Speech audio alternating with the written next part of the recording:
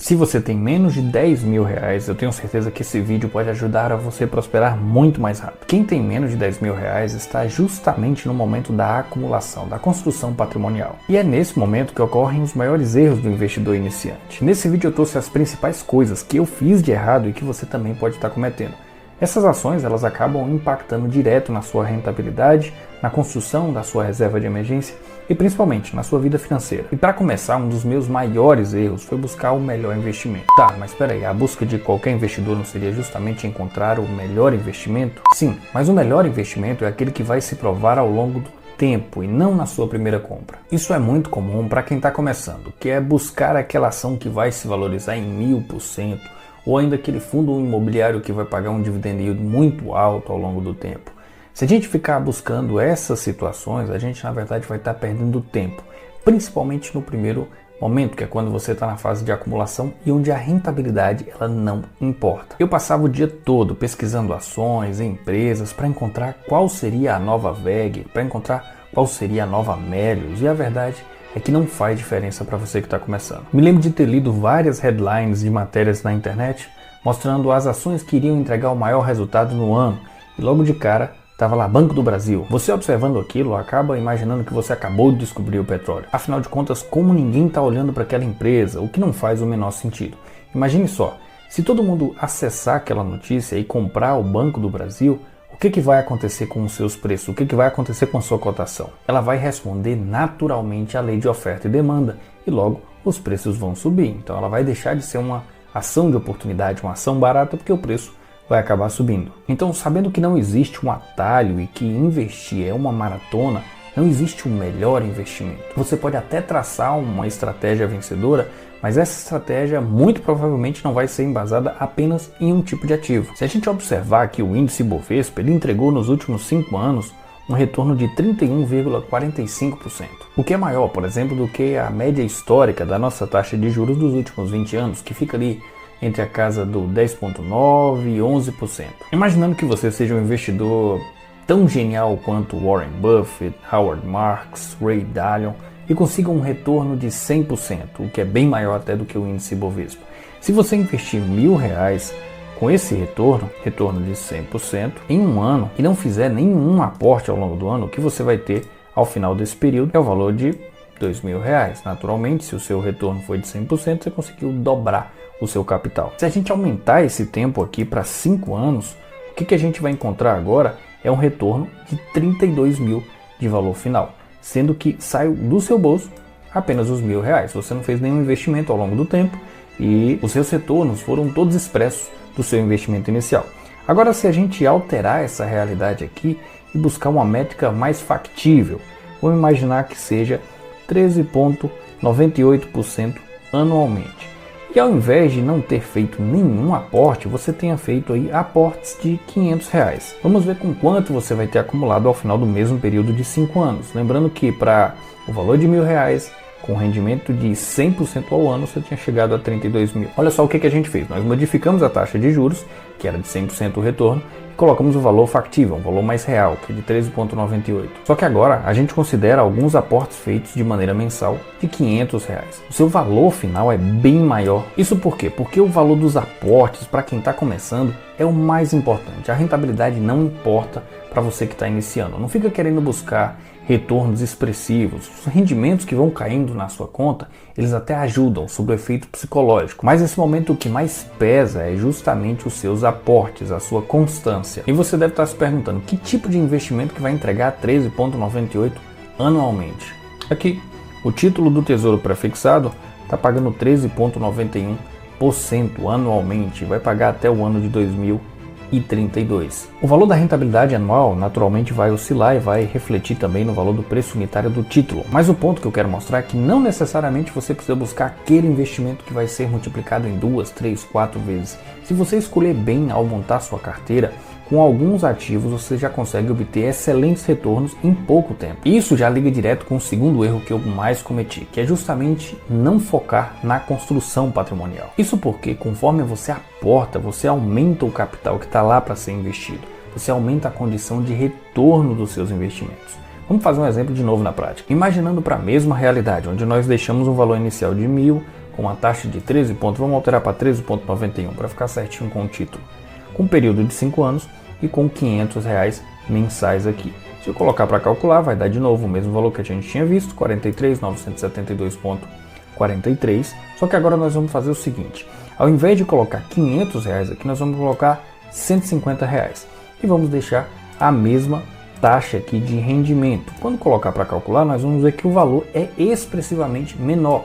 Isso por quê?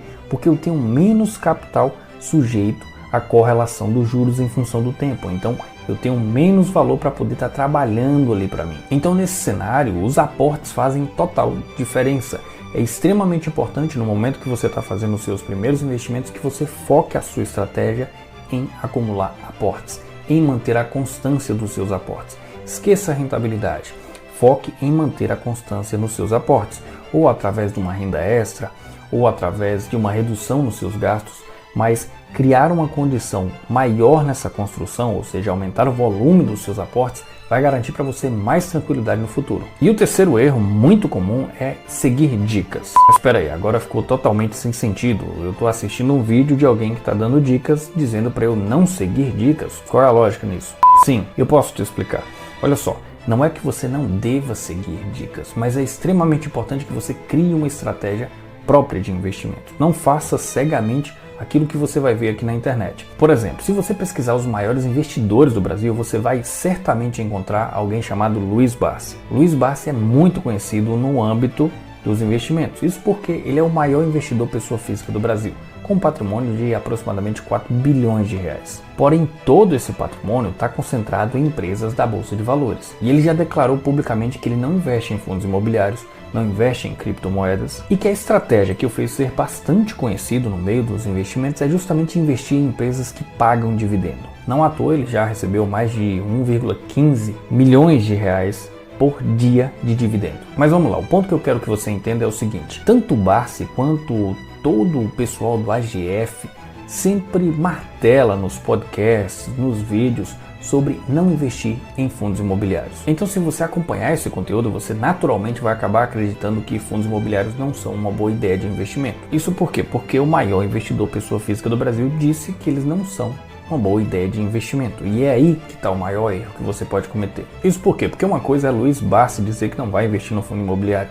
Afinal de contas, o patrimônio dele é tão substancial que ele pode acabar comprando o fundo imobiliário inteiro. Outra coisa é você que está começando e pode utilizar o fundo imobiliário e o fluxo mensal para poder ajudar na sua estratégia e montar o seu patrimônio mais rápido. E um dos principais motivos pelos quais o Barsi não investe em fundos imobiliários, ele até já deixou isso claro, é justamente porque a sua liquidez ia ficar muito baixa. Olha só, se a gente observar aqui o HGLG, a liquidez média é de 4,081 milhões, ou seja, ele ia ter muita dificuldade para poder sacar o dinheiro dele dos investimentos. Então, fundo imobiliário não é algo interessante para a Barsi. Mas para você, investidor que está iniciando agora, o fundo imobiliário pode ser uma estratégia muito interessante. Isso por quê? Justamente pela condição de pagamentos regulares dos fundos imobiliários. As ações elas demoram para poder fazer os seus pagamentos, não há uma condição garantida de recebimento daquele valor ao longo dos resultados. Então, às vezes as ações podem pagar mais, podem pagar menos, mas os fundos imobiliários não. Então perceba que não é para você não fazer nada do que você escuta na internet. É justamente para você pegar esse vídeo e modelar para a sua realidade, para a sua estratégia, o que pode ser totalmente diferente da estratégia que está por trás da estratégia do Barsi. Até porque você deve extrair essas informações e investir primeiro em conhecimento. Por isso que eu acredito que antes de você sair comprando ações, fundos imobiliários, tesouro, o investimento que você deve fazer é justamente em educação financeira, que foi um dos erros que eu cometi. Quando você não entende o que você está fazendo, você acaba seguindo essas dicas de maneira cega, se orientando pelas headlines, pelas matérias, e se você perceber, a cada mês vai existir uma nova boa empresa para poder comprar. O que não faz o menor sentido. Imagina só que há um mês atrás, uma semana atrás,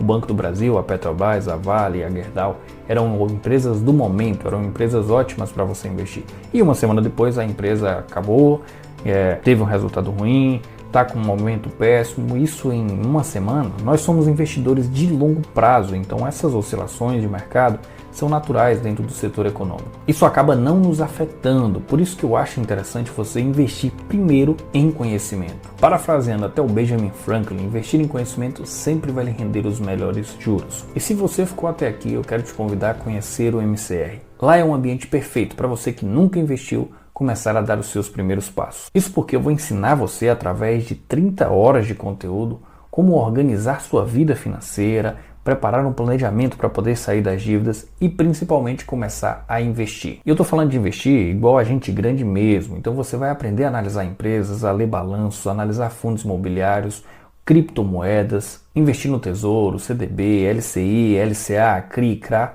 Você vai conhecer todos os produtos de renda fixa e de renda variável. E em 30 dias eu garanto para você vai estar muito mais seguro para poder fazer os seus investimentos. Muito bem, agora eu quero saber de você. Como é que está a sua jornada financeira? Já chegou nos primeiros 5 mil, 10 mil investidos, 15 mil? Comenta aqui pra gente, a sua história pode motivar muita gente que está aqui. Se esse vídeo te ajudou de alguma forma, não esquece de deixar o like e se inscrever no canal. Vou deixar na descrição desse vídeo o link de acesso para o MCR. Por esse vídeo é só, vejo você no próximo. Tchau, tchau.